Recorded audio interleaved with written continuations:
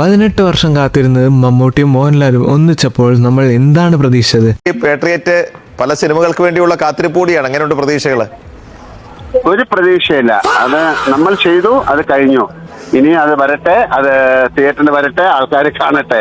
120 കോടി മുടക്കിയ ഒരു big budget പടത്തിൽ നിന്ന് നമ്മൾ എന്താണ് ആഗ്രഹിച്ചത്? പക്ഷേ മഹേഷ് നാരായണൻ നമുക്ക് തന്നത് എന്താണ്? ഒരു കംപ്ലീറ്റ് ഡിസപ്പോയിന്റ്മെന്റ് ആണോ, അതോ നമ്മുടെ പ്രതീക്ഷകൾ തെറ്റിയതാണോ? 18 വർഷത്തിന് ശേഷം മമ്മൂട്ടി മോഹൻലാലും ഒന്നിച്ച് അഭിനയിച്ച, മഹേഷ് നാരായണൻ ഡയറക്ട് ചെയ്ത, ഫഹദ് ഫാസിൽ, കുഞ്ചാക്കോ ബോബൻ, രേവതി, നയൻതാര തുടങ്ങിയ ഒട്ടനവധി സ്റ്റാർ കാസ്റ്റ് ഉള്ള മൂവിയാണ് പാട്രിയോട്ട്. 120 കോടിയിലധികം ബഡ്ജറ്റിൽ എടുത്ത ഒരു ബിഗ് ബഡ്ജറ്റ് മൂവി. അങ്ങനെ ഞാൻ പാട്രിയോട്ട് കണ്ട് പടം ഒരു ആവറേജ് ഫീൽ പോലും നൽകിയില്ല. എന്ന് മാത്രമല്ല, കുറെ കാര്യങ്ങൾ നെഗറ്റീവായും എനിക്ക് ഫീൽ ചെയ്തു. അതൊന്ന് നിങ്ങളോട് ഷെയർ ചെയ്യണമെന്ന് തോന്നി. സിമ്പിളായി എന്റെ ഒരു കൺസേൺ പറയണമെന്ന് തോന്നി. പടം തുടങ്ങി ആദ്യത്തെ ഫഹദിന്റെ സ്റ്റൺസ് ഒക്കെ കണ്ടപ്പോൾ തന്നെ ഇത് പോകുന്ന ഒരു പോക്ക് എനിക്ക് സെൻസ് ചെയ്യാൻ പറ്റി. പിന്നെ ഒരു 30 മിനിറ്റ്സ് കഴിഞ്ഞപ്പോൾ കൂടെ വന്ന് എല്ലാവരും ഉറങ്ങാൻ തന്നെ തുടങ്ങി. സിമ്പിളായി പറഞ്ഞാൽ 3 മണിക്കൂർ slow paced typical Mahesh Narayanan movie. പക്ഷെ ഒരു പ്രൊഡ്യൂസർ 120 കോടി മുടക്കാൻ റെഡി ആകുമ്പോൾ അത് തിരിച്ച് കൊണ്ടുവരണം എന്നുള്ളത് ഒരു ഡയറക്ടറിന്റെ റെസ്പോൺസിബിലിറ്റി അല്ലേ? നിങ്ങൾക്ക് എന്താ തോന്നിയത് അതിനെ പറ്റി? ഹൈ മൊമെന്റ്സ് ഇല്ലാതെ വളരെ ഫ്ലാറ്റ് ആയി പോകുന്ന ഒരു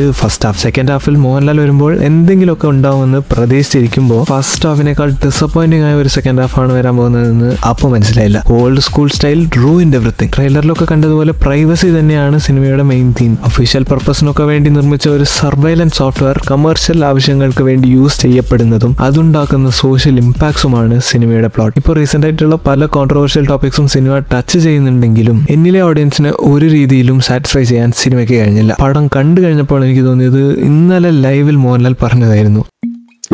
സിനിമ റിലീസായി വളരെ സുഖമായിട്ട് എല്ലാവർക്കും ഉറങ്ങാൻ സാധിക്കട്ടെ എന്ന് പ്രാർത്ഥിക്കാം. ഒരു തരി പോലും കണക്ട് ചെയ്യാൻ പറ്റാതെ, ഒരു ക്യാരക്ടർ പോലും നല്ല രീതിയിൽ ഡെവലപ്മെന്റ് ഇല്ലാതെ എവിടെയോ തുടങ്ങി എവിടെയോ അവസാനിപ്പിച്ചതുപോലെ ഒരു ഫീൽ. ഇത്രയും പൈസ മുടക്കി എടുക്കുന്ന ഒരു സിനിമ ആയിട്ട് പോലും ഓഡിയൻസിനോട് ഒരു രീതിയിലും ജസ്റ്റിസ് കാണിക്കാൻ ഡയറക്ടറിന് കഴിയുന്നില്ല. പിന്നെ കമ്മിങ് ബാക്ക് ടു ഒരു ആവശ്യവും ഇല്ലാതെ മോഹൻലാൽ ചെയ്ത ആ ക്യാരക്ടർ എന്തിനായിരുന്നു മോഹൻലാലിനെ സിനിമയിലേക്ക് കൊണ്ടുവന്നത്? ബിസിനസ് പഠിക്കാനാണെങ്കിൽ, കളക്ഷൻ ഉണ്ടാക്കാനാണെങ്കിൽ, കളക്ഷൻ കിട്ടുന്ന രീതിയിൽ ഒരു ക്യാരക്ടർ ഡെവലപ്പ് ചെയ്യാൻ എന്തുകൊണ്ട് ഡയറക്ടറിന് കഴിഞ്ഞില്ല? മോഹൻലാലിന്റെ പേര് മാത്രം മതി എന്നാണോ? ഇനി പറയാൻ പോകുന്നത് സിനിമയുടെ കുറച്ച് ഡീറ്റെയിൽഡ് ആയിട്ടുള്ള കാര്യങ്ങളാണ്. So spoiler alert. പടം കാണാത്തവരുണ്ടെങ്കിൽ please stop from here and watch the movie in theatres. Patriot കണ്ടുകൊണ്ടിരിക്കുമ്പോൾ തോന്നിയ ഒരു കാര്യമാണ്, എന്തിനായിരിക്കും ഇതിൽ ഇത്രയും വലിയൊരു സ്റ്റാർ കാസ്റ്റ് എന്ന്? മോഹൻലാൽ, നയൻതാര ഒക്കെ എന്തിനായിരുന്നാവോ ഒരു 2-3 ഡയലോഗ്സ് മാത്രം പറയുന്ന നയൻതാരയെ 8 കോടി കൊടുത്ത് എന്തിനാണ് ഇതിലേക്ക് കൊണ്ടുവന്നത്? എന്ത് മാർക്കറ്റ് പിടിക്കാനാണ് ഇത് ചെയ്തത്? കണ്ടന്റ് ഓറിയന്റഡ് ആയിട്ടാണ് സിനിമ എടുക്കുന്നത് എങ്കിൽ ഇത്രയും കോടികൾ ഇതിൽ മുടക്കുന്ന ആവശ്യമുണ്ടായിരുന്നു? ഫസ്റ്റ് ആൻഡ് ഫോർമോസ്റ്റ് മോഹൻലാലിനെ ഇതിലേക്ക് കൊണ്ടുവരേണ്ട ആവശ്യമുണ്ടായിരുന്നു? ഒരു മെഗാസ്റ്റാറിനെ കയ്യിൽ കിട്ടിയിട്ട്, ഒരു കംപ്ലീറ്റ് ആക്ടറിനെയും കയ്യിൽ കിട്ടിയിട്ട് നല്ലൊരു ഇൻട്രോ പോലും കൊടുക്കാൻ ഡയറക്ടറിന് കഴിഞ്ഞില്ല. സിനിമയുടെ മോഡ് അങ്ങനെയാണെങ്കിൽ പോലും പ്രൊഡ്യൂസറോട് എന്തെങ്കിലും ഒരു ജസ്റ്റിസ് പുലർത്തണ്ടേ? നല്ല ഒരു പ്ലോട്ട് സിനിമയിൽ ഉണ്ടായിട്ടും അത് പെർഫെക്റ്റ്ലി എക്സിക്യൂട്ട് ചെയ്യാൻ കഴിഞ്ഞിട്ടില്ല എന്ന് തോന്നി. വളരെ സ്ലോ പേസ്ഡ് ആയാണ് സിനിമ പോകുന്നത്. ഒരു ക്യാരക്ടർ പോലും പ്രോപ്പർലി ഡെവലപ്പ് ചെയ്യാൻ ഡയറക്ടറിന് സാധിച്ചിട്ടില്ല. ഒരു ക്യാരക്ടർ പോലും റിലേറ്റ് ചെയ്യിപ്പിക്കാനോ എമോഷണലി കണക്ട് ചെയ്യിപ്പിക്കാനോ ഡയറക്ടറിന് സാധിക്കുന്നില്ല എന്നത് മാത്രമല്ല, വളരെ സ്ലോ പേസ് ആയതുകൊണ്ട് പല റോൾസും വിഷമിച്ച് ചെയ്ത ഫീലാണ് എനിക്ക് കിട്ടിയത്. മമ്മൂട്ടിയുടെ ഹെൽത്ത് കണ്ടീഷനുമായി ബന്ധപ്പെട്ട ടയർഡ്നെസ് സിനിമയിൽ പല സീൻസിലും കാണാനുണ്ടായിരുന്നു. To deep dive into the hero, the protagonist Mammootty വളരെ സ്ലോ ആയാണ് ഈ ക്യാരക്ടറിനെ സിനിമയിൽ കൊണ്ടുപോകുന്നത്. നല്ലൊരു ഇൻട്രോ ഇല്ലാതെ വ്ളോഗിംഗ് ഒക്കെ ചെയ്ത് നടക്കുന്ന നായകൻ, ഇന്ത്യയിൽ നിന്ന് പുറത്തു പോയപ്പോൾ ഹെൽത്ത് നന്നായി, മദ്യപാനം നിർത്തി എന്നൊക്കെ പറയുന്ന നായകൻ, ഫഹദ് ഫാസിലുമായുള്ള ഫസ്റ്റ് ജെറ്റ് പോർഷനിലെ മമ്മൂട്ടിയുടെ ഡയലോഗ്സ് ഒക്കെ വളരെ ഫോഴ്സ്ഡ് ആയി നിൽക്കുന്നുണ്ടായിരുന്നു. മമ്മൂക്ക തന്നെയാണോ ഇതൊക്കെ പറയുന്നത് എന്നുള്ള ഒരു ഫീല് കിട്ടി. ഇങ്ങനെയൊക്കെയോ ട്രാവലായി ഒടുവിൽ താൻ പോലും അറിയാതെ സംഭവിക്കുന്ന കുറെ കാര്യങ്ങളിലൂടെ അവസാനിക്കുന്ന ക്യാരക്ടർ ആർക്കാണ് മമ്മൂട്ടിയുടേത്. പിന്നെ മോഹൻലാലിന്റെ കാര്യം പറയണോ? എപ്പോൾ വരുമെന്ന് നമ്മൾ പ്രതീക്ഷിച്ചിരിക്കുമ്പോൾ, മോഹൻലാൽ വന്നാലെങ്കിലും കഥയ്ക്ക് ഇത്തിരി ചൂട് പിടിക്കുമെന്ന് വിചാരിച്ചിരിക്കുമ്പോൾ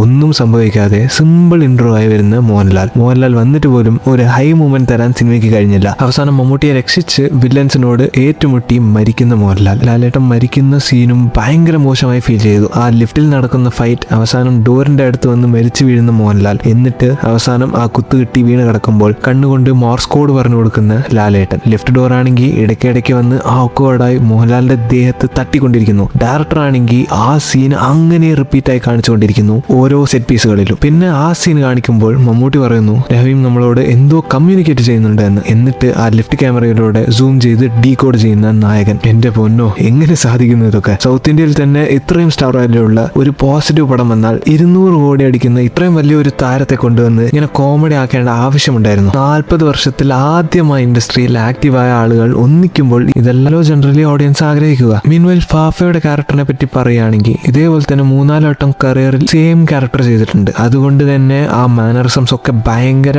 റിപ്പീറ്റേറ്റീവ് ആയിട്ട് ഫീൽ ചെയ്ത് ആൻഡ് ആ വലിയ രീതിയിൽ ശബ്ദം ഉണ്ടാക്കുന്ന ആ ഡയലോഗ് ഡെലിവറി കാരണം കുറച്ച് ഡയലോഗ്സ് പോലും മനസ്സിലായില്ല. അപ്പൊ അതിന് സിനിമയിൽ ആകെ ഉണ്ടായിരുന്ന പണി അതായിരുന്നു. വരുന്നു, മീറ്റിംഗ് കൂടുന്നു, വർക്കേഴ്സിന്റെ മുന്നിൽ നിന്ന് അലർന്നു, റിപ്പീറ്റ്. കുഞ്ചാക്കോയുടെ ക്യാരക്ടർ പ്രത്യേകിച്ച് ഒന്നും ചെയ്യാനില്ലാത്ത ഒരു NPC ക്യാരക്ടർ. ആരൊക്കെയോ പറയുമ്പോൾ എന്തൊക്കെയോ ചെയ്യുന്ന ചാക്കോച്ചൻ. ഇത്രയും പാസീവായ ഒരു ക്യാരക്ടർ ഈ അടുത്തുണ്ടായിട്ടില്ല. ടൈം ലൈന് പ്രകാരം നോക്കുകയാണെങ്കിൽ ഭാര്യയും മകളും ഉണ്ടായിട്ടും കാമുകിക്ക് വേണ്ടി അതുവരെ കൂടെ നിന്ന കൂട്ടുകാരനെ വരെ തട്ടിമാറ്റി പെട്ടെന്ന് റിവഞ്ച് മോഡ് ഓൺ ആക്കിയ കുഞ്ചാക്കോ. കൂടാതെ റിഡംഷൻ വേണമെന്നൊക്കെയുള്ള മാസ് ഡയലോഗും. കുഞ്ചാക്കോയുടെ redemption arc was the best comical moment in this movie. ശരിക്കും മഹേഷിന്റെ സിനിമകളിലെ ഏറ്റവും മോശം റൈറ്റിംഗ് ഇതിലാണെന്നാണ് എനിക്ക് തോന്നിയത്. പടത്തിന്റെ മേക്കിംഗ് ഒക്കെ കൊള്ളാമായിരുന്നു. 120 കോടിയൊക്കെ മുടക്കിയാൽ ഇങ്ങനെ പല രാജ്യങ്ങളിലും പോയി റിച്ച് സെറ്റപ്പ് എടുക്കാൻ ബുദ്ധിമുട്ടുണ്ടാവില്ലല്ലോ. 120 കോടിക്ക് മേലെ സിനിമയിൽ ഇൻവെസ്റ്റ് ചെയ്യുമ്പോൾ തീർച്ചയായും സിനിമയ്ക്ക് കുറച്ചും കൂടി കമർഷ്യൽ എലമെന്റ്സ് ആഡ് ചെയ്യാമായിരുന്നു. അതല്ല, ഒരു കണ്ടന്റ് ഓറിയന്റഡ് മൂവി ആണെങ്കിൽ അതിറക്കാൻ ഇത്രയും ബഡ്ജറ്റ് എത്തിക്കേണ്ട ആവശ്യമില്ലല്ലോ. അത്രയും റിസ്ക് എടുക്കാൻ ആൻഡോ എങ്ങനെ തീരുമാനിച്ചതെന്നാണ് അറിയാത്തത്. ഒരു ബിഗ് ബഡ്ജറ്റ് മൂവി, അതിൽ കുറെ കാലങ്ങൾക്ക് ശേഷം മോഹൻലാൽ മമ്മൂട്ടി കൂട്ടുകെട്ട്. എന്തായാലും ആൾക്കാർ കുറച്ച് പ്രതീക്ഷിക്കില്ലേ? വെറും കണ്ടന്റ് മാത്രം കോൺസെൻട്രേറ്റ് ചെയ്ത് ഒരു 3 മണിക്കൂർ സിനിമ എടുക്കുക എന്നൊക്കെ പറഞ്ഞാൽ it's not really a wise choice. Commercial എലമെന്റ്സും ഇന്റഗ്രേറ്റ് ചെയ്തുകൊണ്ടാണ് ഒരു സിനിമ എടുക്കേണ്ടത് എന്നുള്ളതിന് ഒരു പെർഫെക്റ്റ് എക്സാമ്പിളാ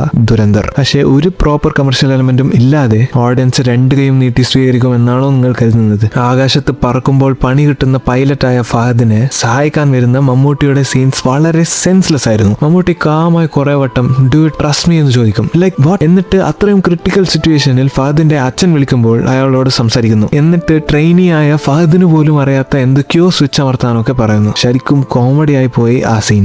എന്റെ ദൈവമേ, ആരുടെ മയ്യത്ത് കാവലിരുന്നവനാണോ പിടിച്ച് എമർജൻസി സർവീസ് ഇരുത്തിയിരിക്കുന്നത്? സഹോദര, ആദ്യം ഒരു കാര്യം ശാന്തമായി പറയൂ.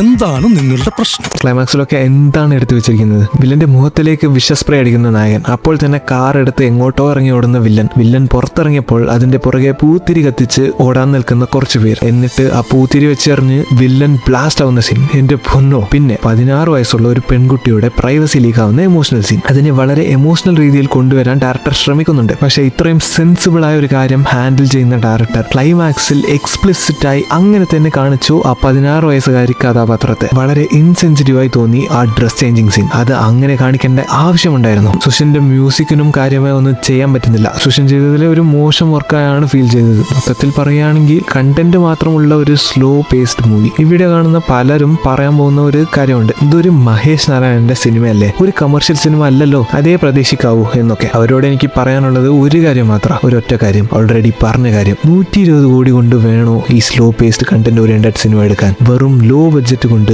നമ്മൾ എത്രയോ slow paced good artistic movies എടുത്തിട്ടുണ്ട്. ഇത്രയും ബഡ്ജറ്റ് മുടക്കി ഇത്രയും സ്റ്റാർ കാസ്റ്റ് ഒക്കെ കൊണ്ടുവരുമ്പോൾ ഓഡിയൻസ് കുറച്ച് പ്രതീക്ഷിക്കില്ലേ? പടം ഇറങ്ങും മുമ്പ് പലരും പല രീതിയിലുള്ള പ്രതീക്ഷ പറഞ്ഞപ്പോഴും എന്റെ മനസ്സിൽ അങ്ങനെ വലിയ പ്രതീക്ഷ ഉണ്ടായിരുന്നില്ല. ട്രെയിലർ ഇറങ്ങിയപ്പോഴും അതിൽ കണ്ടതും വെച്ച് സിനിമയുടെ ഒരു പ്ലോട്ടും മനസ്സിലായിരുന്നു. പിന്നെ മോഹൻലാലിന് ഒരു കാലില്ലാത്തതും 2 പേരും നല്ല ഏജ് ഉള്ള ക്യാരക്ടറാണെന്നും കണ്ടപ്പോഴേ വലിയ രീതിയിൽ മാസ് സീൻസ് ഒന്നും ഉണ്ടാവില്ല എന്ന് മനസ്സിലായി. അതുകൊണ്ട് തന്നെ എക്സ്പെക്ടേഷൻസ് വളരെ ലോ ആയിട്ടാണ് വെച്ചത്. എന്നാലും ഈ സിനിമ എന്നെ ഡിസപ്പോയിന്റ് ചെയ്തു. അതിൽ വളരെ വിഷമവും ഉണ്ട്. സോ ഈ ഹൈ ബഡ്ജറ്റ് സിനിമ എത്ര കൂടി റിക്കവർ ചെയ്യുമെന്ന് നമുക്ക് കാത്തിരുന്ന് കാണാം. മറ്റൊരു വീഡിയോ ആയി കാണുന്നവരെ സൈനിങ് ഓഫ് ഫ്രം ഹേസന.